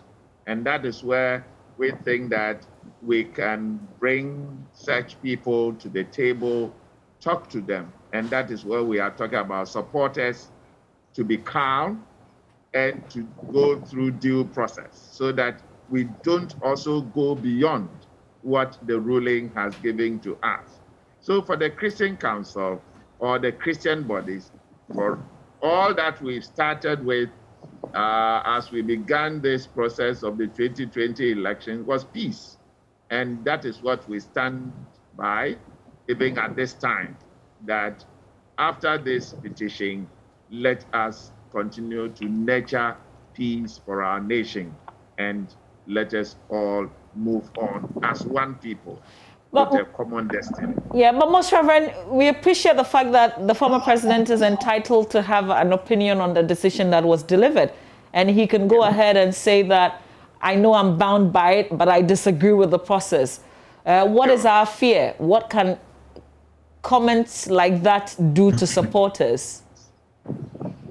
Well, that's where, you see, the supporters will also have to come to terms with the peaceful process that he even started with, going to court and not taking the law into their own hands, and then causing confusion all over the place. But since we have due processes, we have the methods by which we can seek redress for our actions, that is the way we would always want it to go. So the supporters must be spoken to, so that in their little ways or in their corners, they might not also engage people in arguments which might be very unnecessary to cause some skirmishes in some places, because that is what will spark things. And so the supporters must also come to terms with it that, yes, we will approach all these things in a very peaceful, national, cohesion manner. Okay, Mr. George Amo, before this before the court procedures, you tried to visit as a peace council and have conversations with the NDC as a party in the elections. Is there something like that back on the table after the decision has been delivered to engage the party? Yes, we are doing that. We've mapped out key influences in our politics, and we are trying to engage them. The Peace Council, we use quite a number of mechanisms in dealing with conflict prevention, management, and resolution. One of them is preventive diplomacy, shuttle mediation, etc. But I remember, the last time that you attempted doing that, it didn't go quite well, did it? Oh, no, that is part of peace building. You are not going to get everything smooth. It is part of peace engagement. So we were not perturbed. We are still working out strongly to get this country, come to terms with itself and move on. I think I strongly agree with Most Reverend. We would have to put in all the mechanisms. We don't have to let anything our guard down at all. The vigilantism became a scary thing ahead of the last elections. And we were able to largely tame vigilantism during and after December elections. We are hopeful that we are going to do that once again. Like I've said, there are influences in our country. One of them is the Christian Council, the Ghana Pentecostal Council, the Christian and Charismatic Council, the Chief Imam's Office, our traditional rulers. I think that quickly, but they are all part of the constituency of the Peace Council. The Peace Council, Mamavi, we are composed of all these membership I've mentioned. So I want to just use even this medium and appeal to all of them, our constituents. Tomorrow, for example, is a church day. It will be very, very good if the Christian Council, for example, would issue a statement to all members, to appeal to their followers, to influence, because all of us, we belong to one family or the other. So if the church should issue a statement that will be read in all the churches tomorrow, for example, that please, the former president has said that he is bound by the laws of the country and the ruling of the Supreme Court. That is very critical. I mean, we can win a petition but disagree with the process. It can happen, and it does happen. So I think if we can carry the information to our followers, it will be very, very, very good. And we should start right now because we can't wait. I think Professor Safo Kantanka said it. We have to speak to the supporters, in fact, of both parties. Those who want not to provoke, do anything to provoke anybody. It can begin from a house, somebody's home. You tease a person, and it can result in anything. So the early warning signs we would as a peace institute would alert people is that let us take this thing seriously. We don't have to allow any spark to begin before we say let us go and do firefighting. All of us, all influencing individuals and institutions in this country would have to begin from this morning, to talk to those that we can influence. And I think the NDC has a very huge responsibility as well as a party. Whatever it is, the leader has spoken. Let all our members know that we are bound by the decision of the highest court of the land. And let's comply. There are opportunities that will be gone. If today we don't win, let's wait and see what tomorrow will offer all of us. I think that is how we should approach this. As a peace institution, I can assure you in the next few days, you hear from the Peace Council, we are doing all that we can to deal with the polarization that has, been so, worrying for all of us. Anybody who is watching the political scene of the country now, in fact, we have identified the political polarization in this country as the most dangerous, threat to the peace and security of this country. And we are doing all that we can with all the resources available to us to ensure we are able to deal with this and the factors that are causing this. Okay. So that together, Ghana can remain very peaceful and make this country better for the children who are following us. Okay. Professor Safo Kantanka, is there a deeper meaning to the words of former President Mahama when he says, I disagree with the process and I disagree with the ruling? Should we be interpreting it in any other way apart from just what on the surface it means? Well, thank you very much. Well, of course, it has several shades of meaning. But before I come to that, let me add to the issue of going forward, what we should be doing. I think also that we as social commentators, journalists, those who speak on air, radio and all that, TV, should be circumspect. What we should avoid is the attempt to impugn the integrity of the decision. Now, if we preach the integrity of the decision to Ghanaians, I think the acceptance of it will be very easy to everybody. So that is another thing we should look at. Coming back to your question, of course, when the president says that, yes, I accept it, I'm bound by it, but I disagree to some extent, it has some way of satisfying the supporters and at the same time satisfying the law and the Supreme Court and the decision that came about. Because if he says that I disagree, then it is an attempt also to tell the supporters that, yes, I didn't necessarily lose the case because it was based on some flaws that purportedly came about as a result of some of the decisions from the judges. So it is a way of satisfying the supporters of the NDC. At the same time, if you accept the decision, then you are upholding the integrity of the court. And that is very key.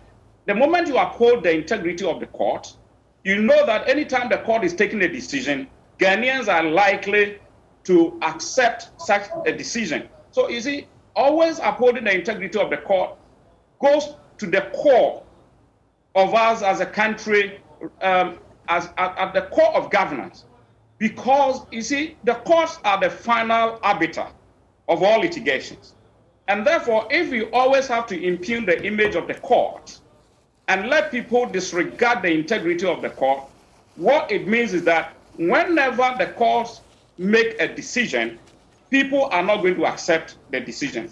And so when the president says that, I accept the verdict, it is very key. It is very important for upholding the integrity of the courts. And I'm happy about that. You know, President Akufo-Addo did the same thing in 2013. Even in his case, the decision was 5-4, very close. What it meant was that, as I said earlier, that the judges themselves didn't agree. So that is why we normally say that the law is an ass. Of course, if you look at the donkey, very rigid in some ways. But of course, everybody can turn it to its favor, depending on how you argue your case. And that's why lawyers will normally say that there's no bad case ever, anywhere. Because there's always a means by which you can justify your decision to the courts. And then at the end of the day, it behoves the courts to make a final determination. Okay. And so you can always tell people that, yes, the judges were wrong. But if you don't take that path, and you take the path of accepting the decision and upholding the integrity of the court, that is always the most civilized way to go. And we should thank President Mahama that he made that kind of statement. A statement that has two sides, satisfying the supporters and at the same time satisfying the integrity of the judiciary. So I think it was a very important statement from him. Okay. This is always the way we should go. All right. Because at the end of the day, when the decision comes out, apart from a review, there's nothing you can do. And after a review, if you still lose, what else can you do? Except maybe to say that, well, my supporters shouldn't agree, we should be on the streets and all that. And that's, that's not the way to go. And that will always be wrong for us as a country. So when he makes that kind of statement, I think that it's a very important one. Okay, I'll come back to how we should understand where to resolve infractions, because as we well know, the court essentially is affirming its earlier decision that it's not just any kind of infraction that will lead to invalidating a presidential result. But most Reverend, there is a proposal from the Peace Council, and I wonder if something that you would consider in terms of letting your members know, as we all go to church this weekend, what the former president has said. This was a proposal from Mr. Amo. Is that something that you're considering? Yes, it's very, very important because even without it, I know the churches would have taken it on board to thank God for what has happened, and then to also pray on our members that we all come along, because the church is made up of all these political supporters. And so if we all come to accept it and pray along with it, then it means that we are healing our wounds together, and we move along. So it's something that we are going to take on board. From I think by the close of day today, that statement would come out to all the churches, and then we'll make sure that they all do it. The Adventists will do that tomorrow, and then Sunday, other Christians will also come along to pray and to ask members to follow what has been laid down by the Supreme Court, as well as to appreciate what the former president has said. Is the Christian Council intending or is as part of your plans to reach out to the former president? Definitely. We sometimes will not come out publicly to announce what we are doing, but behind the scenes, because they are our members. They are sitting in our pews and listening to us. So individual pastors and church leaders would be approaching, as well as the hierarchy of the Christian bodies would also be doing same, to have discussions, engage them, and to appreciate what they have done so far, so that we can move on. For us, our goal is that we can live peacefully as one people, so that the development of our nation can continue from where we are, and so that we just don't go back on anything that has to do with our forward march as a nation. And more so, tomorrow, 6th March, marks a very important day in our history as Ghanaians.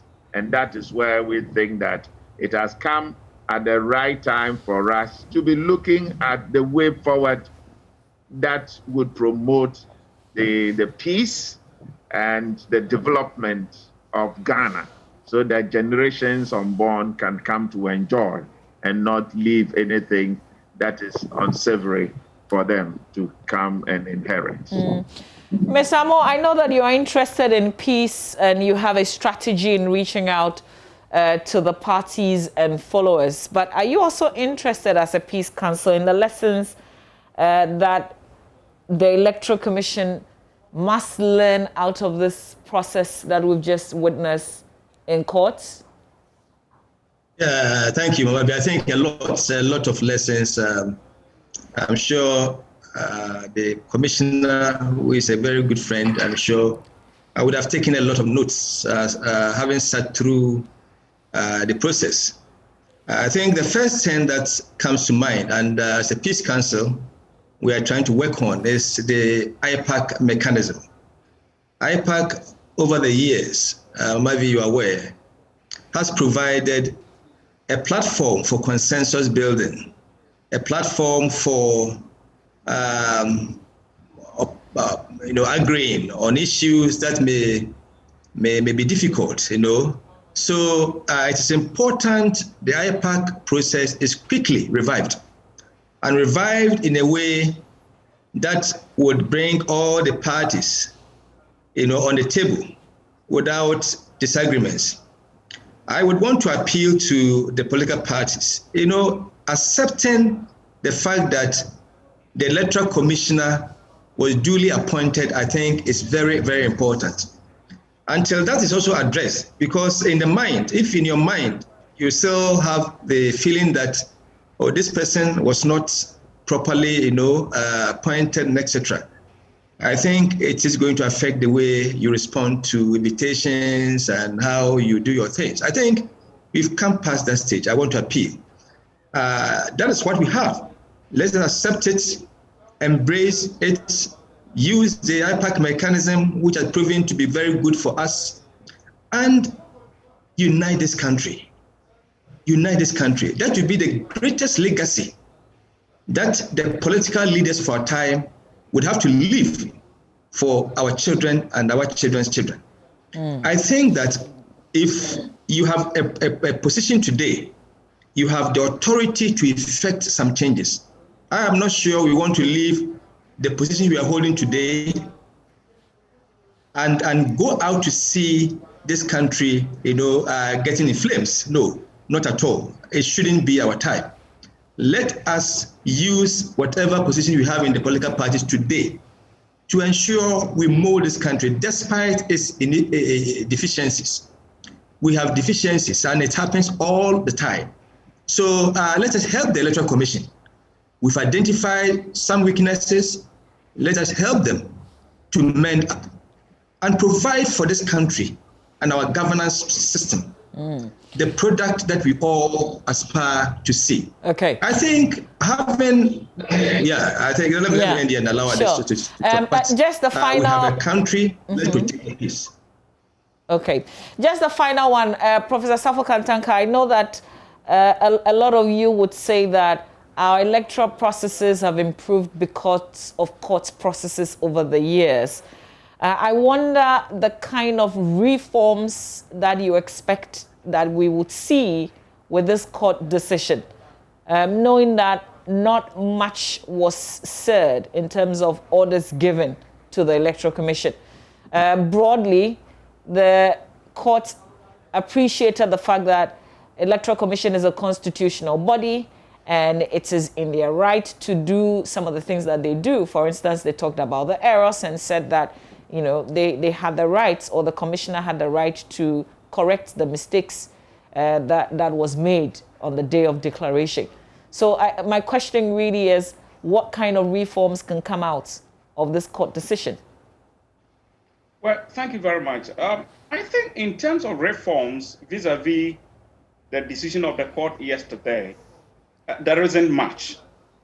Because you remember in the course of reading the verdict, the Chief Justice said that there were no complaints about the processes up to the time of voting.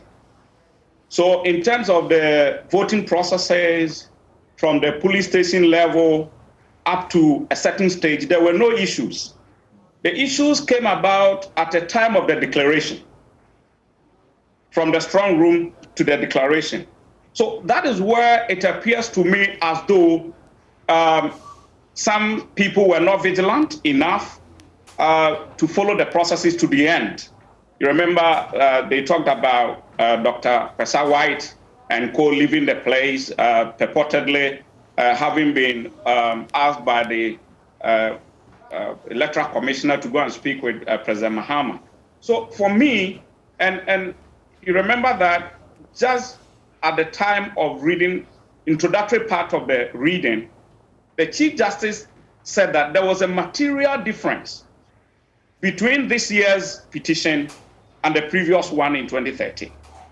Because the previous one concerned a lot of infractions of the law from the time of voting up to declaration and all that. So there's a huge difference. And so for me, as I sit here right now, it will be very difficult for me to pinpoint and say that we need to reform this or that. But I do agree with Mr. Amo and Dr. Boafo that going forward, we need to engage the IPAC system.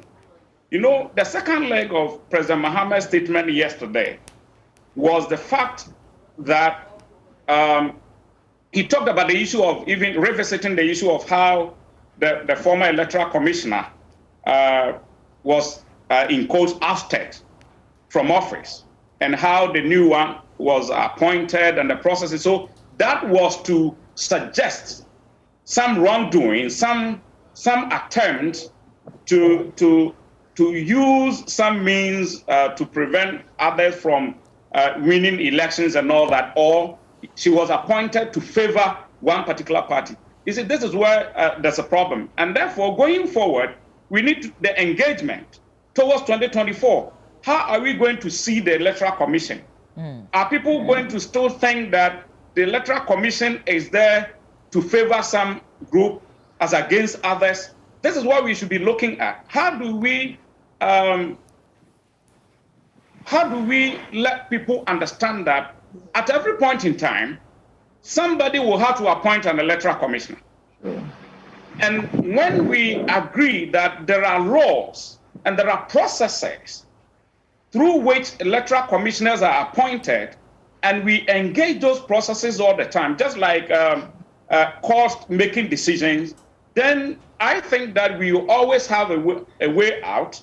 We wouldn't have to go through some turbulent periods in terms of elections and appointments and all that. So I think that going back to what Mr. Amo and Dr. Boafo said, engagement with the IPAC system is really the way to go. Okay.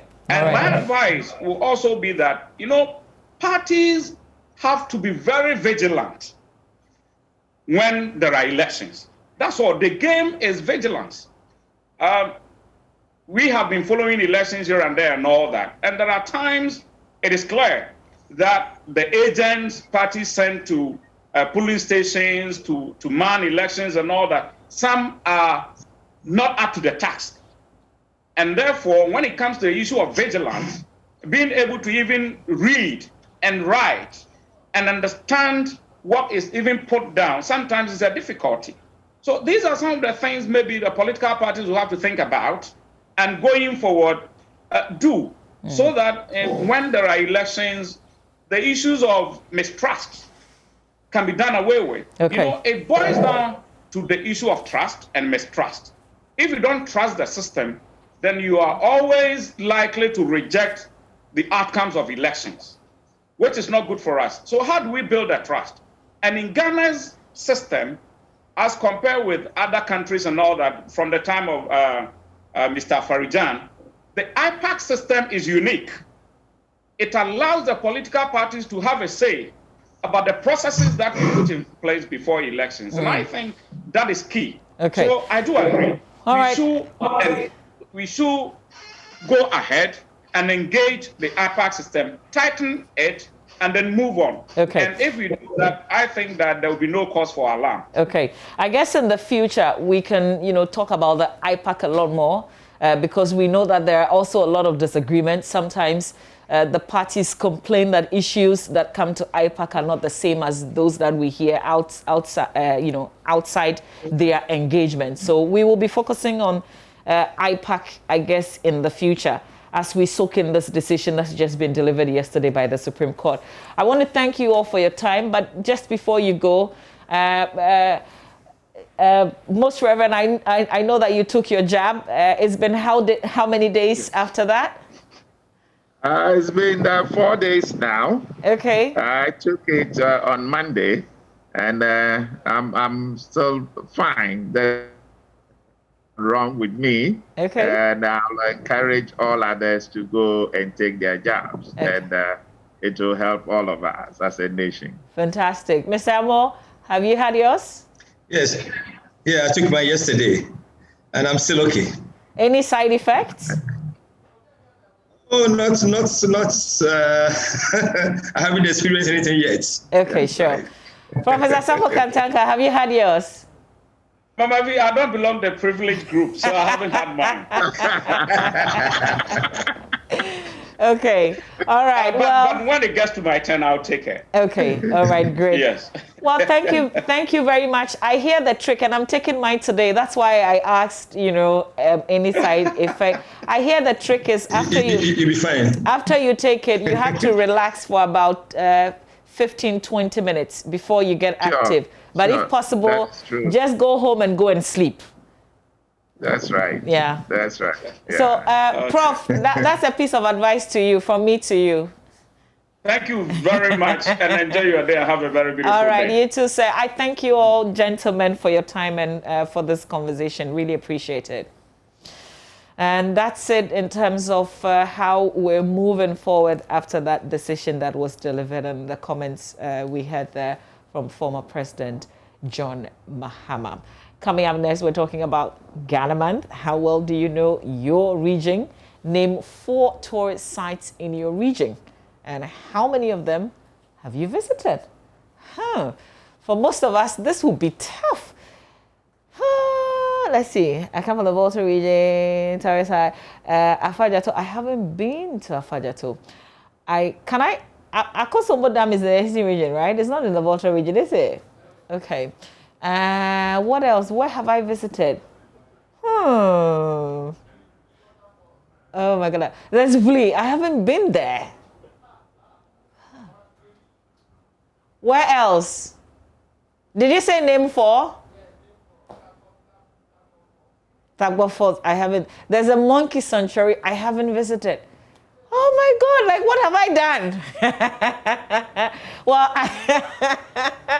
I have been to other regions though, so I've explored other regions a lot more than I have explored my own Volta region.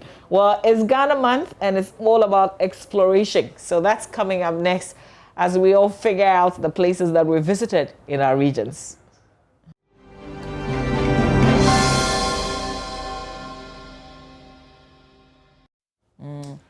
Well, riddle. Hit me. Yeah, just before the break, I was talking about, because we're going to ask the 4 places that you visited in your region, right? And I come from the Volta region proudly, but I'm not proud also because I haven't explored many of the tourist sites in my region. I've visited other regions. You come from Oti, then? Yes. Okay, so what do you have in your region? So now that that delineation has been made and it's not Volta, the Volta region like we knew, there's the Chabobo National Park and there's the 2nd highest peak in Ghana there as well. But I've not been to any of them. I haven't. It's all around the Nkwanta area and then the mountain is actually on the border with Togo. Okay. So from there you can have a good view of the western end of the lake, the Volta Lake and all of that. Okay, so I realized that just like you, I also haven't visited many of the sites, maybe not at all. I mean, what I tried to do was to familiarize myself with the various towns. Right. So I could recite, and I felt proud doing that. But now I feel like I should do a lot more, but visit, the proper tourists. I've been to a few places in the eastern region, though. Okay. I spent time in Akosombo many times, and I've tried to do stuff. But my last holiday, which was Christmas, I visited Kwewu. And you did Kwewu? I did Kwewu. Did you do the paragliding thing? No, I didn't do paragliding because of COVID. The place was closed at the time, and the steps, the 80-something steps, I really wanted to do it, but that place was also shut. But I visited the Stone Age Park and also the Mystical Cave. I think it's Chiridias Mystical Cave. That was a great adventure for me and my family. My 2 little boys also did. What's the mystique about this cave? So apparently, like many years ago, when the people went to war, this is a cave that they would go and, you know, hide themselves. So they would get lost and go into this cave. And after they spend time there and they come back, like they win every single war after visiting the cave. So this, I guess, was a cave where you go and fortification, I guess, is the thing. Cobra of that people, because then you cross it and Charlie Karela will deal with you. And there's a peaceful place at some point when you climb to, I don't know if it's like the peak or whatever, where you can close your eyes and make a wish or say a prayer, anything that's on your heart. Kind of like a wishing well. Exactly. Apparently people have come and experienced what they've prayed for. So, wow. Yeah. And this is what have you prayed for and received if you've ever been there? But I see we have Samuel from Axim on the line. Sam, good morning. Yeah, morning. Thank you for joining us. Thank you too. First of all, which region are you from? I'm from Western region. Which part of the Western region? Axim. Axim, right. And what are the sites in the Western region that you've been to? Yes, for Western region, we have the we have the Axim Fort called Saint Antonio, which was built in 1515 by the Portuguese. Okay. And also we have the Cameroon Nkrumah barrier place at Nkrofo. Okay. Then we also have the Ankasa Forest at Elibo, heading towards Cote d'Ivoire border. Okay. Yeah, then we also have Insulezo, which is much more known to most of you guys in Accra. Yes, and on that bit, I was told once by a professor that it's Enzolzo, not Enzolezo. Can you give us the wording, what it really means? What I know is that when you say Insulezo, means on top of water in Nzema. Okay. When you say Insuli, Insuli means water. Okay. Yeah, so when you say Insulazo, means on top of water. On top. So when you get to Insulazo, those buildings are on top of the water. Right. Yeah, right. So that is it. So in this Ghana month, tell us, which of these sites have you visited and been blown away by? I mean, which of these sites in the Western region have you loved visiting the most? Yeah, I would say Axim, St. Antonio Fort. Okay. The history behind that fort. Yes, it's so marvelous. Wow. Yeah, there's history behind it. It's over 500 years old. That building is over 500 years. It was built in 1515. And you can actually see it in your show now in Zuluzu. I have to visit Axim. There. Wow. Wow. Over 500 years old. Maybe just the building is over 500 years old. To wrap up, what was your key takeaway from paying a visit to that place? What was it like for you? Pardon me? When you visited that location that you speak of, the fort, what was the thing that you took away? What was the most important thing that you took away from that visit? Yeah, I took away the rich history of Axim Town. Right. Yes. Well, thank you very much, Sam, for connecting with us all the way from Axim. That's a refreshing one. Oh, yeah, and I remember I've been to the paragliding site before, not my recent... No, I didn't paraglide. I was reporting on, many years ago. How many now? Almost like 10 years? Yeah, that's many years ago. Yeah. We've got a jingle. So, now a tall line. Hello, good morning to you. Thank you so much for joining us. Hello, good morning. Yes, hi, good morning. Ajingo. Mama Z, good morning. How are you? Oh, good morning. I'm very well, thank you. Ajingo from Kom in the Eastern region, but I'm an ex-official member of Volta region. Oh, okay. Well, ex-official member. That's it. So yes. I've been in Volta region for so many years, and I enjoy the place. Oh, okay. Well, I also enjoyed your Kwewu. Hello, Ajingo. Can you hear me? Yes, I can hear you now. So which of the regions are you going to tell us about? Good. Apart from the places you mentioned that you visited. Yes. Ajingo, we are listening to you. Let's come to Volta and Oti as ex-official member of Volta. Oh, Ajingo, you have to turn down the volume on your television set, okay? So we don't get that feedback and you can hear us through the phone. Otherwise, there will be long delays in our conversation. Is he still with us? Okay, we've lost you there. Kindly give us a call back, Ben. Let's do Zale from Northeast region. And you know, now with the new demarcations, it becomes, because sometimes you knew of a site that was in one region. So where's Mole? So where's Mole? Mole is where? Mole National Park. Yeah, maybe Zale can help us. Okay, Zale, welcome on the AM show. Hello. Yes, Zale. I hope I'm pronouncing your name properly. Welcome on the AM show. Come again. Good morning to you. Good morning, sir. Great. So in the Northeast region, what are the tourism sites that are prominent that we should be talking about? We have the Gambaga escarpment, which is located at Napanduri, down the escarp. We also have Gambaga Witches Camp, which is located in Gambaga. Okay. And then we also have the Nigerian War, which is in Nalerigu, the regional capital. Okay. And then there are many others. Okay. Right. So where's Larabanga is not where you are, right? It's not in Northeast. The mosque? Hello, Zale. Are you still on the line? Yes, I'm on the line. So we'd like to find out, the Larabanga Mosque, is it anywhere close to where you are? Yeah, not all that. Oh, Yeah. okay. All right. I don't think it falls in the Northeast. Yeah. I don't think so. But Zale, before we go, which one have you visited? I visited the Gambaga Witches Camp. Okay. I visited the Gambaga escarpment, and then I visited the Nigerian Award. Do share with us right before you go. What was your experience at the witch camp? Hello? Yes, do share with us before you go. When you went to the witch camp, what was it like?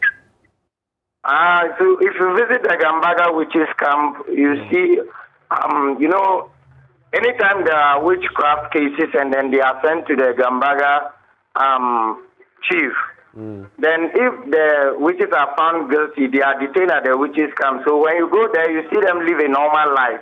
They just live a normal life like widows outside. Right. But they are detained there due to some reasons. Reasons best known to the chief. Right.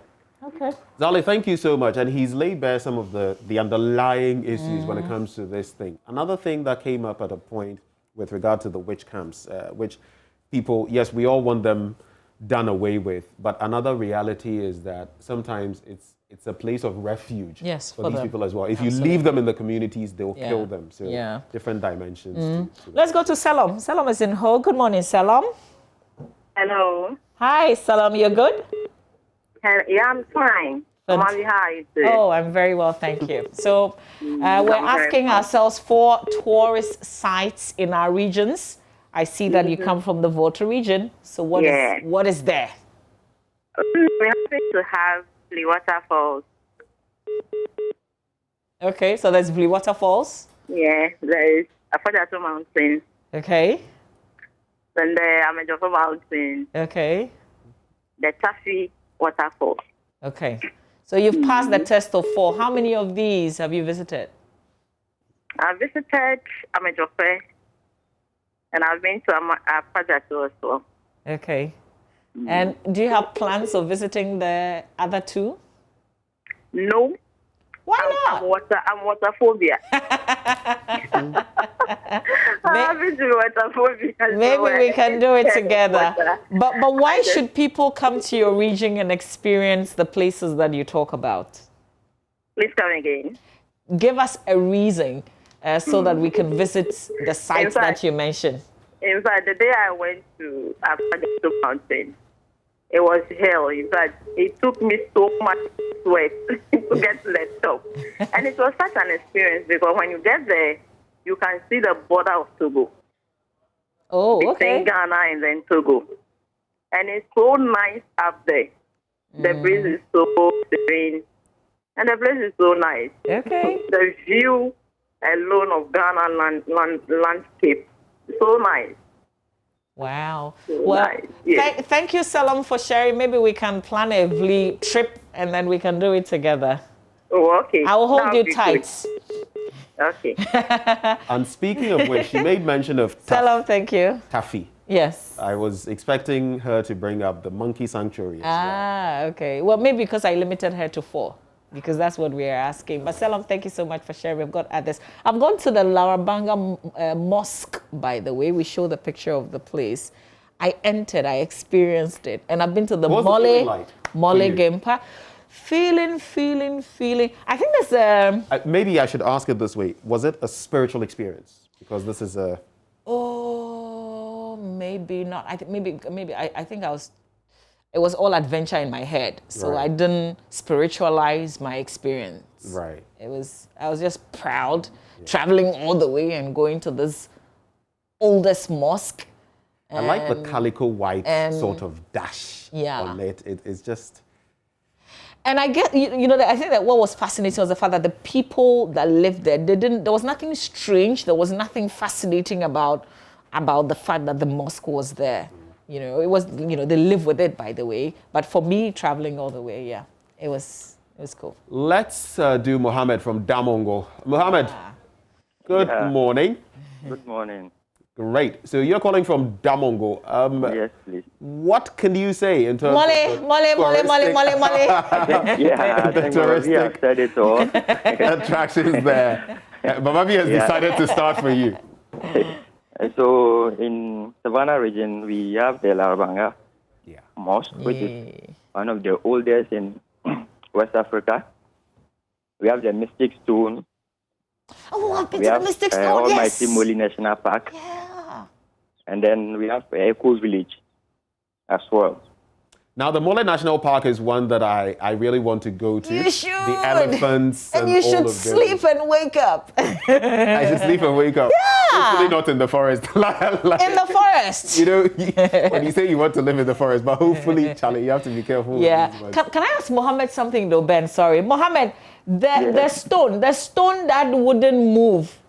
At the time I visited, they were trying to construct the road. What has happened to it? Stories.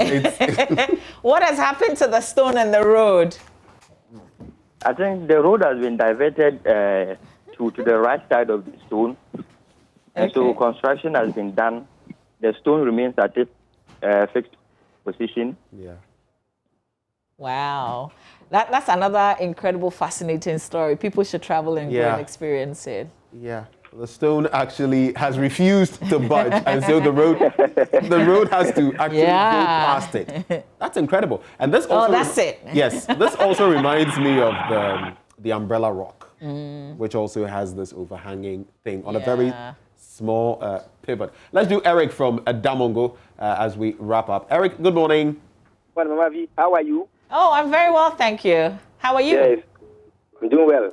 Great. Okay, since Eric... No, Ben, go ahead. I think you might as well go on with Eric. I'm sure he's been waiting to speak to you. So Eric, we've mentioned, because Mohammed also comes from your place, so he's mentioned 4 of the sites. Is there an addition, anything you want to add? So the Savannah cut with upward, so I would about with our hippo sanctuary. Okay.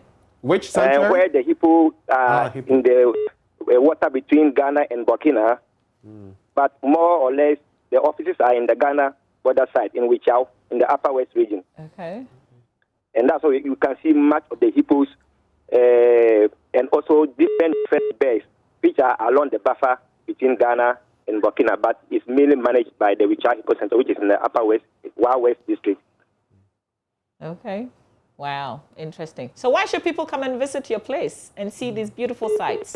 Usually you can come at any time at all, but in the dry seasons, the water level comes down. So people are able to see the hippos when they come out. But during the heavy rainy season, the water is so flooded that you are not able to see the hippos. So usually during the dry seasons, you are able to see all the birds and then the hippos in the water. Oh, beautiful. Well, thank you, Eric. Okay, thank you so much for sharing as well. And then those are last callers. The Mole Park also has proper honey, yeah? When you say proper honey, what do you mean? Oh, okay. Let's move on. Honey right from the what? Well, I haven't tasted. I mean, like it's true to the soul. Like you know that exactly. That's what I mean by proper honey. Right. Yeah. And you know, with these hippos, right? As our last call, I think Eric was mentioning, fascinating creatures, very dangerous. People don't know that, so it would be good to keep your distance with them. But fascinating creatures, spending a lot of time in water and part on land. We have so much in this country. We do. We haven't even explored like a quarter of it. We just. I hear at the Chabobo National Park they have African leopards and all these water buck and all of that. Well, we have to go and bring you show business, but just want to say good morning to Mr. Bernardo. He manages the Abetifi Stone Age Park. He teaches art and he's trying to carve, the settlers, because the Stone Age, those who lived in those times, he's done beautiful carvings of them, and so kind of like reliving what used to be plenty years ago. You should visit the place. We'll talk a lot more about that. We have to make way for show business. We've got a guest hanging out with Caddy today. Lodina is in the house.